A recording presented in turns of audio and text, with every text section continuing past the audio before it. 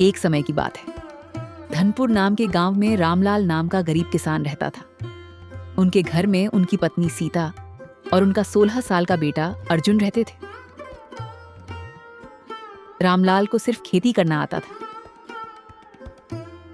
लेकिन कई महीनों से बारिश सही समय पर नहीं हो रही थी, इसलिए खेत में फसल नहीं हुई थी। घर की हालत बहुत खराब हो गई थी। एक दिन घर में सीता चिंतित होकर, सुनिए जी, आज तो घर में बिल्कुल भी कुछ राशन नहीं है। मुझे तो कुछ समझ नहीं आ रहा कि अब मैं क्या करूं। रामलाल ढांढस बंधाते हुए, अरे सीता, तुम चिंता मत करो, मैं कुछ करता हूँ। इतना कहकर रामलाल घर से निकल जाता है। रास्ते में चलते चलते वह आसमान की ओर देखकर सोचता है, हे राम, ये कैसा समय आ गया है प्रभु। मेरे घर में राशन का एक दाना तक नहीं है। चलो, मैं और मेरी सीता तो भूखे पेट रह लेंगे, लेकिन मेरे बेटे का क्या? मैंने तो केवल खेत में मेहनत करना सीखा है, लेकिन उसमें भी बारिश सही समय पर ना होने की वजह से खेत में फसल नहीं हुई।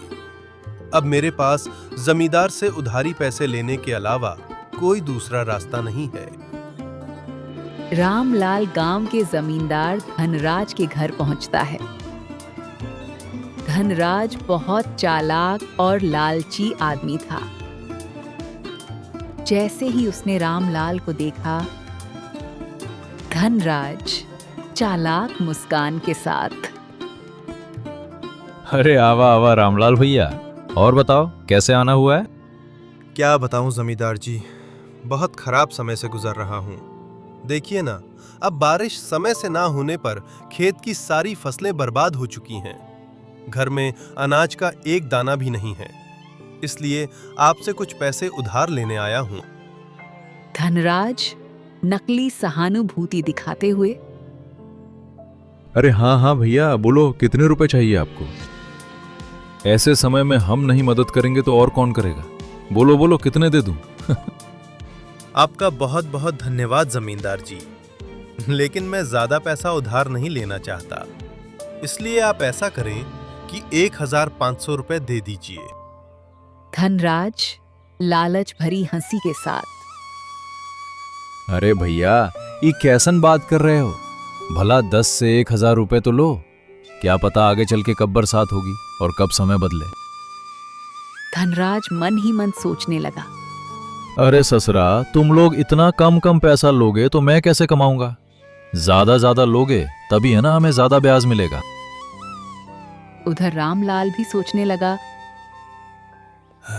आखिर अब मैं क्या करूं?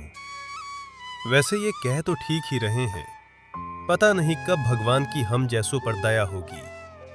एक काम करता हूं, 10,000 ले लेता हूं। फिर उसने जमींदार से कहा। रामलाल झिझकते हुए, अच्छा ठीक है, तो जमींदार भाई 10,000 पे कितना तक ब्याज लेंगे आप? धनराज चालाकी से, देखो रामलाल भैया, 10,000 के 10% प्रति महीना। लेकिन आप तो अपने ही आदमी हैं, आपस में क्या धंधा करें? चलो आप 8% दे देना। रामलाल के चेहरे का रंग उड़ गया। रामलाल घबरा कर मन में, हे भगवान, 8% प्रति महीना तो हमारे लिए बहुत ही ज्यादा ब्याज है। ले तो लेंगे, लेकिन चुकाएंगे कैसे? अगर नहीं लूंगा तो मेरा बेटा अर्जुन भूखा ही रहेगा।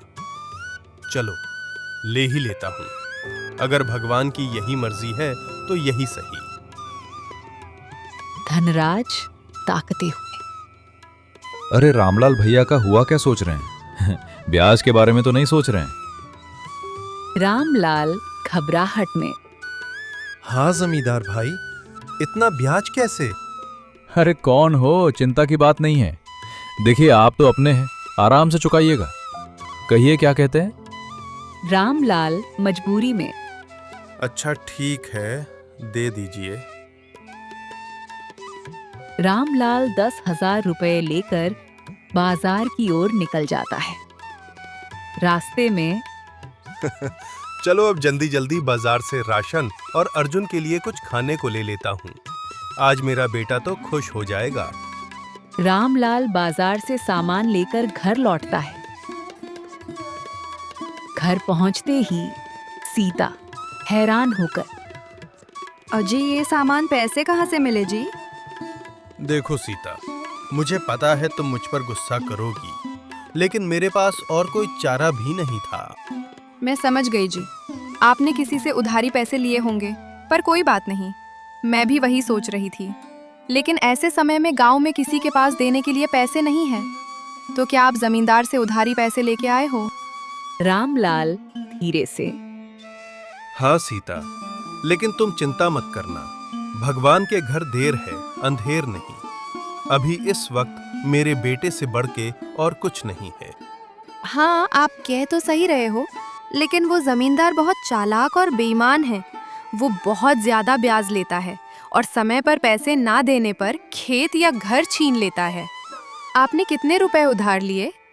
मैंने तो 1.5 हजार रुपए ही मांगे थे, पर उसने कम से कम 10,000 या उससे ऊपर लेने बोला, इसलिए मैंने 10,000 ले लिए। रामलाल सामान दिखाते हुए, सुनो सीता, अब मेरे बेटे के आने का टाइम हो गया है। मैंने ये कुछ सामान लाया है, जाओ सबके लिए कुछ अच्छा सा बना दो। सीता रसोई में चली जाती है और बहुत ही स्वादिष्ट खाना बनाने लगती है। थोड़ी देर में पूरे घर में खाने की खुशबू फैल जाती है। रामलाल खुश होकर, वाह सीता, तो अपने बेटे की मनपसंद खीर बना रही हो। कुछ देर बाद दोपहर में अर्जुन स्कूल से घर लौटता है। अर्जुन खुश होकर, माँ, खाना तो बहुत बहुत ज्यादा स्वादिष्ट था। आज तो सच में माँ, मजा आ गया। खाना खाने के बाद अर्जुन अपने पिताजी से कहता है, अच्छा पापा, मेरे दोस्त रोहित ने आज मुझे बुलाया है। कह रहा था कि आज वो मुझे अपने पापा से मिलवाने वाला है, इसलिए मैं वहां जा रहा हूँ। 1-2 घंटे में वापस आ जाऊंगा। रामलाल सामान्य भाव से, ठीक है बेटा, जाओ, लेकिन संभल के जाना और संभल के आना, ठीक है? हाँ पापा, आप फिक्र मत करो, मैं अच्छे से जाऊंगा और अच्छे से आऊंगा। इतना कहकर अर्जुन घर से निकल जाता है। रास्ते में चलते चलते वह भगवान से प्रार्थना करता है। अर्जुन भावुक होकर प्रार्थना करते हुए, भगवान, मैं जानता हूँ कि हमारे खेत में थोड़ा भी फसल नहीं हुआ है और मेरे पिताजी सिर्फ मेरे लिए पैसों का इंतजाम किए हैं। भगवान जी, कृपया कुछ ऐसा कीजिए कि मैं अपने माता पिता की चिंता दूर कर सकूं। कुछ देर बाद अर्जुन अपने दोस्त रोहित के घर पहुंचता है। रोहित दरवाजे पर उसका इंतजार कर रहा था। रोहित खुश होकर, अरे अर्जुन, तू आ गया, आजा अंदर आजा। चल मेरे पिताजी तुझसे मिलने के लिए कब से इंतजार कर रहे हैं। अर्जुन हैरान होकर, रोहित, पर तेरे पिताजी मुझसे क्यों मिलना चाहते हैं? वो तू पिताजी से ही पूछ लेना। रोहित का घर काफी बड़ा और सुंदर था। वहां उसके माता और पिताजी रहते थे। कुछ देर बाद रोहित अपने पिताजी से अर्जुन को मिलवाता है। मोहनलाल रोहित के पापा, आओ बेटे अर्जुन, कैसे हो? नमस्ते अंकल जी, नमस्ते आंटी जी, मैं ठीक हूँ।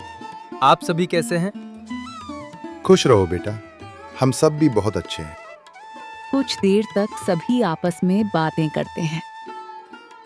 फिर मोहनलाल कहते हैं, बेटा अर्जुन, तुम तो बहुत स्मार्ट लड़के निकले। बेटा कल से तुम दोपहर में स्कूल से आके खाना खाके यहाँ चले आना। अर्जुन संकोच से, जी अंकल, मैं आ तो जाऊं, लेकिन घर पर भी थोड़े बहुत काम होते हैं। मोहनलाल सोचकर, देखो बेटे अर्जुन, पहले तो तुम ये टेंशन वेंशन छोड़ो। हाँ, एक काम करना, नहीं रहने दो। कल मैं खुद ही तुम्हारे घर आऊंगा। तुम्हारे घर, तुम्हारे पिताजी से भी मिल लूंगा और तुमसे भी, ठीक है? जी अंकल, ठीक है। अर्जुन नम्रता से।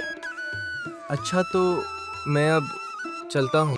ठीक है बेटा, बेटा ध्यान से संभल के जाना। जी अंकल, मैं एकदम संभल के जाऊंगा।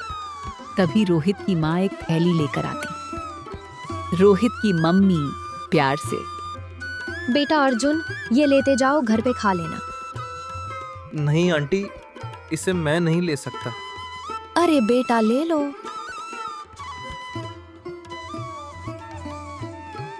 मोहनलाल अंकल तो बहुत अच्छे हैं। उन्होंने मुझसे कितने प्यार से बात की है। और आंटी भी बहुत अच्छी हैं। उन्होंने मेरा कितना ख्याल रखा। पर वो मेरे पिताजी से क्यों मिलना चाहते हैं? यही सब सोचते हुए अर्जुन घर पहुंचता है। अर्जुन सामान रखते हुए, मम्मी पापा, आज मैं रोहित के घर गया था। फिर वह रोहित के माता पिता के बारे में सब बताता है। रामलाल खुश होकर, देखो सीता, हमारे अर्जुन को कितना अच्छा दोस्त मिला है। रामलाल सामान्य भाव से, चलो बेटा ठीक है, तो कल आएंगे रोहित के पिताजी। हाँ पिताजी।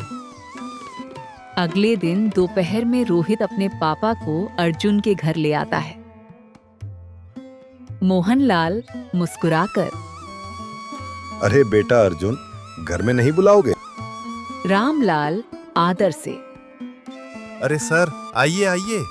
रामलाल घर के अंदर आवाज लगाते हुए, अरे सीता, देखो हमारे अर्जुन के दोस्त और उनके पापा आए हैं। सीता तुरंत चाय बनाकर लाती है। कुछ देर बाद मोहनलाल शांत भाव से, सुनिए रामलाल जी, मैं आपसे थोड़ी बात करना चाहता हूँ। जी सर, कहिए क्या कहना चाहते हैं। जी आप मुझे सर मत कहिए, मैं भी आपका दोस्त जैसा हूँ, इसलिए मुझे मोहनलाल कह के बुलाइए। अरे अच्छा ठीक है। मोहनलाल जी, बोलिए आप क्या कहना चाहते हैं। मोहनलाल उन्हें बाहर ले जाते हैं। मोहनलाल गंभीर भाव से, रामलाल जी, मेरा बेटा अर्जुन को अपना बहुत अच्छा दोस्त मानता है। उसने मुझे बताया कि अर्जुन बहुत समझदार और अच्छा लड़का है, पर गरीबी के कारण से वो पढ़ाई छोड़ने की बातें कर रहा है। मोहनलाल भावुक होकर, भगवान की दया से अब जाकर हमारा रोहित खुश रहने लगा है, नहीं तो पहले वो सिर्फ अकेला ही रहता था, क्योंकि उससे कोई दोस्ती ही नहीं करता था। अब चूंकि आपके अर्जुन के कारण से मेरा बेटा खुश है, इसीलिए मैं उसकी पढ़ाई की फीस भरना चाहता हूँ। आप अब टेंशन भूल जाइए, समझे? यह सुनकर रामलाल की आंखों में आंसू आ जाते हैं। रामलाल भावुक होकर, आपका बहुत बहुत धन्यवाद मोहनलाल जी, आपने मेरी चिंता दूर कर दी। उस दिन से अर्जुन की पढ़ाई की चिंता खत्म हो जाती है। कुछ दिनों बाद अर्जुन और रोहित अक्सर साथ खेलने लगे। दोनों की दोस्ती अब बहुत गहरी हो चुकी थी। एक दिन रोहित के पापा मोहनलाल ने दोनों को बुलाया। मोहनलाल सामान्य भाव से बुलाते हुए, बेटा रोहित और अर्जुन, बेटा यहाँ आओ। दोनों उनके पास आ जाते हैं। मोहनलाल सवाल पूछते हुए, बेटा तुम दोनों बताओ, तुम में से कौन शेयर मार्केट के बारे में जानता है? मोहनलाल अर्जुन की ओर देखते हुए, अर्जुन बेटा, पहले तुम बताओ। अर्जुन हैरान होकर, अंकल, मैं इसके बारे में पहली बार सुन रहा हूँ। ये क्या होता है?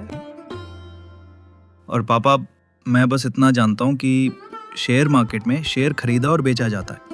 मोहनलाल मुस्कुराते हुए, अच्छा सुनो, अब कल से तुम दोनों मेरे साथ आधा घंटा बैठोगे। मैं तुम दोनों को अब कुछ सिखाना चाहता हूँ। अर्जुन को अभी भी समझ नहीं आ रहा था कि यह शेयर मार्केट आखिर है क्या, लेकिन उसके मन में इसे सीखने की बहुत इच्छा हो गई। उस रात अर्जुन ने रोहित के फोन पर गूगल पर सर्च किया। अगले दिन अर्जुन उत्साहित होकर, अंकल, मैंने गूगल पर सर्च किया था कि शेयर मार्केट क्या है। क्या सच है अंकल कि हम वहां से पैसे कमा सकते हैं? मोहनलाल गंभीरता से, बेटा अर्जुन, ये बिल्कुल सच है कि कोई भी शेयर बाजार से पैसा कमा सकता है। पैसा क्या, बहुत पैसा कमा सकता है। मोहनलाल समझाते हुए, लेकिन बेटा, चीजें दिखने में जितनी आसान होती हैं, असल में उससे कई ज्यादा मुश्किल होती है। अर्जुन कंफ्यूज होकर, अंकल, मैं कुछ समझ नहीं पाया, आप क्या कह रहे हैं? मैं ऊपर वाले कमरे में जा रहा हूँ, अपने दोस्त को लेकर वहीं आ जाओ। मैं अब सब कुछ वहीं बताऊंगा। कुछ मिनट बाद अर्जुन और रोहित ऊपर वाले कमरे में जाते हैं। वहां उन्होंने देखा एक बड़ा कंप्यूटर, एक लैपटॉप, एक टैबलेट और स्क्रीन पर बहुत सारे चार्ट। हर मिनट लाल और हरी कैंडल बन रही थी। दोनों हैरान रह गए। रोहित हैरान होकर, पापा, ये क्या है? मैं आज तक नहीं जानता था कि आपके कार्यस्थल पर इतना बड़ा कंप्यूटर है। दरअसल आपका इतना बड़ा ट्रेडिंग सेटअप है। हाँ रोहित, ये मेरा ट्रेडिंग सेटअप है। मैं यहीं काम करता हूँ। लेकिन बेटा, तुम्हें कभी यहाँ आने की जिज्ञासा ही नहीं थी, इसलिए हमने भी तुम्हें कभी इस बारे में नहीं बताया। मोहनलाल मुस्कुराते हुए, लेकिन अब तुम्हें देख के ऐसा लग रहा है कि तुम्हें ये सब बहुत पसंद आया है और शायद तुम इसके बारे में और जानना चाहते हो। अर्जुन उत्साहित होकर, हाँ अंकल, सिर्फ रोहित ही नहीं, मैं भी बहुत उत्साहित हूँ शेयर बाजार के बारे में जानने के लिए। मोहनलाल खुश होकर, बिल्कुल बेटा अर्जुन, क्यों नहीं। मैं यही तो तुम्हें और रोहित को बताना चाहता था कि शेयर बाजार की दुनिया बहुत बड़ी है। इसमें अगर महानता हासिल कर ली जाए तो उसकी जेब में हजारों लाखों में हमेशा रहें। अच्छा, तो तुम दोनों अब यहाँ से जाओ, नीचे खेलो। लेकिन हाँ, कल से मैं तुम दोनों को थोड़ा थोड़ा बाजार के बारे में बताना शुरू करूंगा। रोहित मजाक में, पापा, मुझे पता है कि अब मेरा दोस्त इसे सीखने के लिए बहुत उत्साहित है। अब उसका खेलने में मन नहीं लगेगा। उसका क्या, मेरा भी नहीं लगेगा। क्यों अर्जुन? अर्जुन उत्साह से, हाँ अंकल, प्लीज अभी से सिखाना शुरू कर दीजिए ना। वैसे भी अभी कोई जरूरी काम नहीं है तो हम फ्री ही हैं। मोहनलाल बच्चों की जिज्ञासा देखकर मुस्कुराने लगे। मोहनलाल सोचते हुए, लेकिन बेटा, इसे सिखाने के लिए मुझे सोचना पड़ेगा कि शुरुआत कैसे और कहां से करूं। इसलिए शुरुआत तो कल से ही होगी। लेकिन अब तुम दोनों इतना कह रहे हो तो थोड़ी बुनियादी बातें बता ही देता हूं। मोहनलाल दोनों बच्चों को कुर्सी पर बैठाते हैं और पढ़ाना शुरू करते हैं। बेटा सुनो, पहली बात अच्छे से समझो कि शेयर मार्केट क्या है, यानी इंग्लिश में व्हाट इज शेयर मार्केट। तो ये एक इंटरनेट पर ऐसा जगह होता है जहां दुनिया के हजारों लाखों कंपनियां एक जगह पर रजिस्टर्ड होती हैं। यहाँ सभी कैटेगरीज की कंपनियां होती हैं, टेक्नोलॉजी से ले बैंक तक। यहाँ पर सामान जैसे कमोडिटी कहते हैं, जिनमें गोल्ड, सिल्वर, क्रूड ऑयल और भी चीजें होती हैं। उस दिन बस इतनी ही बेसिक बातें सिखाई गईं। लेकिन अर्जुन के मन में अब एक नया सपना जन्म ले चुका था। रात में भी वह सो नहीं पा रहा था। अर्जुन प्रार्थना करते हुए, हे भगवान, आपका और मोहनलाल चाचा का लाख लाख धन्यवाद। आखिरकार मुझे एक ऐसा चीज पता चल गया जहां से मैं अपने परिवार को इस गरीबी से बाहर निकाल सकता हूं। मैं अपनी जी जान लगा दूंगा इसे सीखने में। बस आप मेरा साथ मत छोड़िएगा। उसी समय उसकी माँ सीता उसे देख रही थी। अजी सुनिए। रामलाल, हाँ, क्या हुआ सीता, क्या बात है? आज हमारा अर्जुन कुछ परेशान सा नहीं लग रहा। देखिए ना, कब से करवटें बदल रहा है। हाँ सीता, तुम ठीक कहती हो। चलो जाके पूछते हैं। दोनों अर्जुन के पास जाते हैं। रामलाल प्यार से। बेटा अर्जुन, ओ अर्जुन, क्या बात है बेटा? नींद नहीं आ रही? कोई बात है तो हमें बता सकता है? अर्जुन सपनों से भरे हुए। पापा मम्मी, मैं तो ये सोच रहा था कि आप लोगों को कैसा लगेगा जब मैं एक सफल आदमी बन जाऊंगा। हमारा भी एक अच्छा सा घर होगा। रामलाल हंसते हुए। अरे पगला, हम दोनों तो डर ही गए थे। बेटा, हम लोग बहुत खुश होंगे उस समय जब तुम एक सफल आदमी बन जाओगे। हाँ जी, बिल्कुल सही कह रहे हैं आप। हमारा अर्जुन सफल हो जाएगा तो कितना अच्छा होगा। अर्जुन शांत होकर। मम्मी पापा, अब आप लोग भी जाइए और सो जाइए। और हाँ, चिंता बिल्कुल मत करना। फिर तीनों सोने चले जाते हैं। अगले दिन अर्जुन बहुत उत्साह के साथ रोहित के घर जाने के लिए तैयार हो रहा था। उसने अपने साथ एक कॉपी और पेन भी रख लिया था। कुछ देर बाद वह रोहित के घर पहुंच जाता है। दरवाजे पर रोहित उसका इंतजार कर रहा था। रोहित मुस्कुराकर। तेरा चेहरा देख के समझ आ रहा है कि तेरा मन आज सिर्फ शेयर मार्केट के बारे में सीखना चाहता है ना? अर्जुन उत्साहित होकर। हाँ रोहित। रोहित जल्दी करते हुए। अच्छा, देर नहीं करते हैं, चल फटफट अंकल के पास जाते हैं। दोनों ऊपर वाले कमरे में जाते हैं। वहां मोहनलाल पहले से तैयारी करके बैठे थे। मोहनलाल खुश होकर। अरे बच्चों, तुम आ गए। आओ आओ, अब जल्दी जल्दी यहाँ बैठ जाओ। मैं आज तुम्हें कुछ एग्जाम्पल के साथ सिखाऊंगा कि रियलिटी में मैं मार्केट में कैसे ट्रेड करता हूँ। देखो बच्चों, मार्केट में आपको दो टाइप के लोग मिलेंगे। एक होता है बेरस यानी खरीदने वाला, और दूसरा होता है सेलर्स यानी बेचने वाला। यहाँ एक खरीदता है तो दूसरा बेचता है। अब आगे सिखाने से पहले मैं तुमको 3 पिलर्स ऑफ सक्सेस बताना चाहता हूँ। क्या तुम दोनों में से कोई पॉइंट्स बता सकते हो? अर्जुन आत्मविश्वास से। हाँ अंकल, मैं जानता हूँ। वो 3 पॉइंट्स है: डिसिप्लिन, कंसिस्टेंसी और पंक्चुअलिटी। शाबाश बेटा, बहुत बढ़िया। अब मैं ये बताता हूँ कि तुम इस मार्केट में सक्सेसफुल बनने के लिए कैसे अप्लाई कर सकते हो। मोहनलाल समझाते हुए। देखो बेटा, सबसे पहले डिसिप्लिन, जिसका मतलब होता है किसी भी काम का एक प्रॉपर स्ट्रक्चर होता है। तुम्हें उसके हिसाब से ही वो काम करना चाहिए। जैसे मार्केट में हर एक काम करने का सही तरीका होता है। अगर उसके हिसाब से काम किया जाए तो काम हमेशा सही होता है। तभी रोहित बोलता है।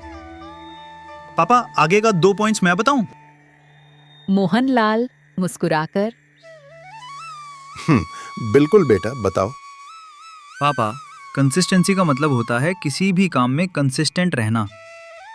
और लास्ट पॉइंट है पंक्चुअलिटी, जिसका मतलब होता है टाइम टू टाइम, यानी समय पर हर काम हो जाना चाहिए। पापा, ये 3 पॉइंट्स के हिसाब से अगर हम मार्केट में रहते हुए अपने डिसिप्लिन को फॉलो करते हैं और दूसरे काम में कंसिस्टेंसी और पंक्चुअलिटी बनाए रखते हैं तो हम एक सफल ट्रेडर या इन्वेस्टर बन सकते हैं। क्या मैंने सही बोला पापा?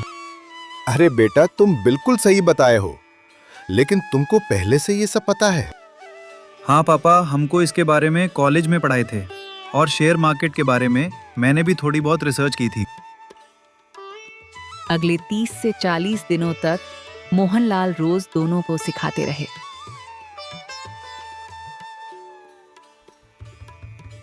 अब दोनों बच्चों ने पेपर ट्रेडिंग में बहुत प्रैक्टिस कर ली थी। एक दिन सुबह मोहनलाल बुलाते हुए। बेटा रोहित और अर्जुन, मेरे साथ ऊपर आओ। आज तक तुम दोनों ने बहुत कुछ सीखा है और उसको पूरे डिसिप्लिन, कंसिस्टेंसी और पंक्चुअलिटी होके पेपर ट्रेडिंग में प्रैक्टिस भी की है। अब बारी है रियल पैसे से ये सब करना। आज मैं तुम दोनों का डीमैट अकाउंट बनाऊंगा और तुम दोनों के डीमैट अकाउंट में 2 लाख का कैपिटल डिपॉजिट करूंगा। दोनों बच्चे हैरान रह जाते हैं। मोहनलाल समझाते हुए। तुम्हें उसका इस्तेमाल करके अपना कैपिटल बड़ा बनाना है। लेकिन बेटा, कहीं पर भी अपने पैसे को इन्वेस्ट या ट्रेड करने से पहले अपने रिस्क को मैनेज करना, फिर आगे स्टेप लेना। उस दिन से दोनों बच्चों ने रियल पैसे से ट्रेडिंग शुरू कर दी। शुरुआत में दोनों बहुत डरते थे, लेकिन कुछ हफ्तों बाद दोनों छोटे छोटे प्रॉफिट कमाने लगे। लेकिन एक दिन अर्जुन के मन में लालच आ गया। अर्जुन सोचते हुए, यार ये पेनी स्टॉक में पैसा इन्वेस्ट करूं या नहीं? सिर्फ 2 रुपए का एक शेयर है, मैं आराम से बहुत सारे शेयर खरीद सकता हूँ। 1-2 रुपए भी बढ़ गया तो बहुत अच्छा प्रॉफिट होगा। लेकिन अर्जुन ने रिसर्च नहीं किया। उसने सिर्फ प्रॉफिट देखा और शेयर खरीद लिया। कुछ देर बाद स्टॉक की कीमत गिर गई। अर्जुन घबराकर, हे भगवान, ये मैंने क्या किया? ये कैसे हो गया? मुझे ऐसा नहीं करना चाहिए था। मैंने अपने रिस्क मैनेजमेंट पर ध्यान नहीं दिया, डिसिप्लिन को फॉलो नहीं किया। 45,000 का नुकसान। अब मैं क्या करूं? उसी समय गांव का जमींदार धनराज रामलाल के घर पहुंच जाता है। रामलाल भैया, अब तो बहुत समय हो गया है, मेरे पैसे कब वापस करोगे? रामलाल थोड़ा घबरा जाता है। जमींदार जी, अभी थोड़ा और समय दे दीजिए। इस बार फसल अच्छी हुई तो मैं आपके सारे पैसे चुका दूंगा। धनराज गुस्से में, नहीं रामलाल, अब बहुत समय हो गया है, या तो पैसे वापस करो, नहीं तो अपना खेत मेरे नाम कर दो। रामलाल और सीता दोनों परेशान हो जाते हैं।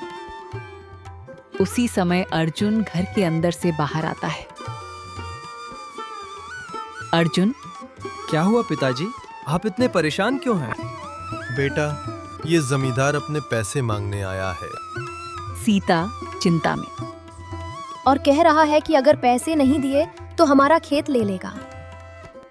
अर्जुन कुछ देर सोचता है, फिर वह अपना मोबाइल निकालता है। अर्जुन तुरंत अपने मोबाइल में कुछ करता है।